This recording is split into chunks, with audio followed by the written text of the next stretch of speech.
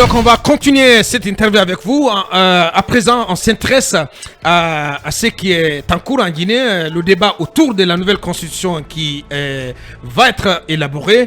Il y a eu ce débat d'orientation constitutionnelle à l'Assemblée, au CNT. D'abord, un mot sur la forme. Nous avons reçu dans cette même émission, avant vous, M. Aluseni Makaneaka, qui est l'ancien ministre, qui, donc, on n'est pas d'accord sur la forme, qui pense que ce qui s'est passé au CNT n'a pas été un débat. On ne peut pas l'appeler un débat d'orientation constitutionnelle. Qu'est-ce que vous en pensez? Ça dépend de la définition qu'on donne au débat. Si débat, c'est mettre face à face 2 ou 3 personnes qui n'ont pas nécessairement le même point de vue, oui, on peut être d'accord avec M. Makanera. Mais c'est un processus que nous sommes en train de suivre. Dans un premier temps, le CNT a été à l'intérieur du pays. C'était pour écouter les Guinéens à la base, ceux qui n'ont d'ailleurs jamais été écoutés quand il s'agit de définir le vivre ensemble dans notre pays. Beaucoup avaient critiqué. Pourtant, il est sorti de cette démarche quelque chose de positif. de positif.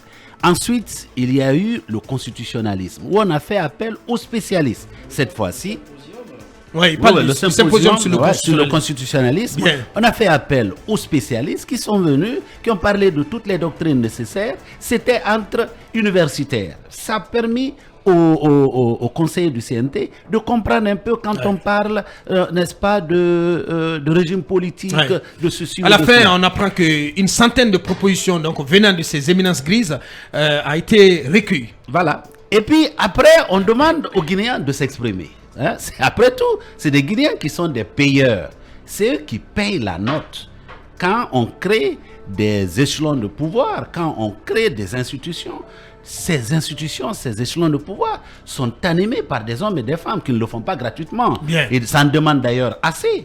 Ce qui fait que le Guinéen lambda qui paye la note doit s'exprimer. Ouais. Alors, c'est ce qui est en train de se faire. On va essayer de voir ce que cela va donner. La synthèse sera faite et peut-être le débat peut continuer dans les studios que vous êtes. Ici, à Film, vous pouvez faire venir ceux ou celles qui ont fait des propositions de nature contradictoire pour venir donner des arguments soutenant leur position. Je crois que c'est cela aussi le débat, pas seulement devant le CNT. Mais docteur, en tout cas, on a reçu ici M. Koté Bendouno qui disait qu'après la phase du débat d'orientation, on passe à celle de la rédaction de l'avant-projet. Est-ce que entre justement ces deux étapes, donc le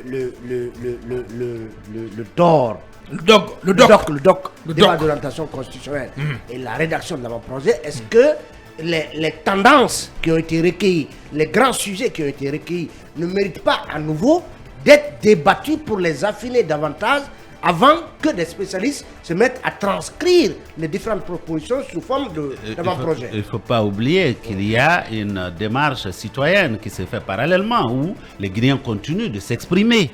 Quand on dit que le débat d'orientation constitutionnelle dans sa phase actuelle a pris fin devant le CNT, ça ne veut pas dire que les propositions ne sont pas en train d'être faites. Alors, pour nous, par exemple à la CPR, nous pensons que ce que nous avons été dit, n'est-ce pas, au CNT, ce que nous avons envoyé comme mémo, c'est pas suffisant. Il faut que nous venions sur les plateaux comme le vôtre pour essayer de donner le détail. C'est ce que nous pensons, n'est-ce pas, pour le vivre ensemble. Ça va influencer obligatoirement parce que même maintenant là, au moment où nous parlons, il y a des conseillers qui sont en train de nous suivre. Peut-être qu'ils n'ont pas compris ce qu'on a dit, n'est-ce pas, au moment où nous étions devant le CNT, mais en écoutant cette émission, eh bien, ils peuvent avoir une idée claire de ce que nous voulons quand on dit telle réforme, par exemple. On va aller dans un instant donc, voilà, du plein pied sur ces réformes. Mais avant, Mamadou Ouri, une question sur la forme et sur cet exercice qui vient de se dérouler. Et en ce qui concerne l'inclusivité dans le processus de ce débat d'orientation constitutionnelle, une constitution, c'est aussi cette norme qui parle de la vie politique de la nation. Donc, il y a des grandes organisations politiques qui ne sont pas là. C'est l'UFDG, c'est l'UFR, c'est des coalitions d'ailleurs, le RPG Arc-en-Ciel qui ne sont pas là. Qu'est-ce que vous dites de ce vide-là au vu de leur niveau de représentation, n'est-ce pas, à travers leur base politique? Et puis deuxièmement, au nombre de propositions qui ont été déjà faites là, il y a cette affaire de limitation d'âge.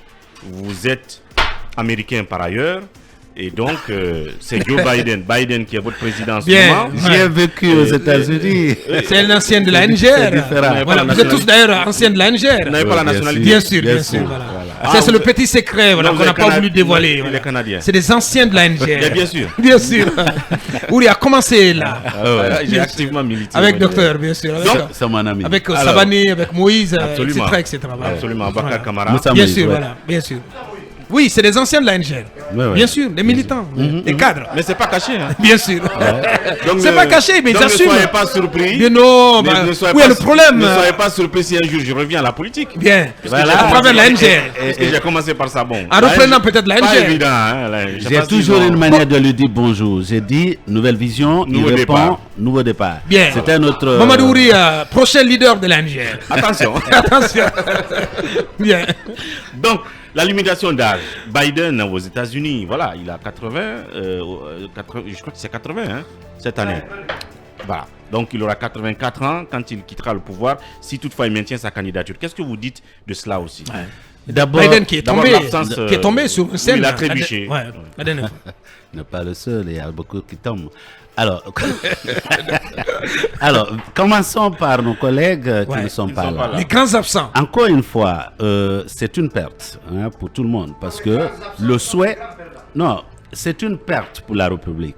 Je crois qu'il devait venir s'exprimer. Si vous choisissez de vous écarter d'une démarche qui définit les contours du vivre ensemble d'un pays auquel vous appartenez, eh bien, quelque chose va être fait contre vous.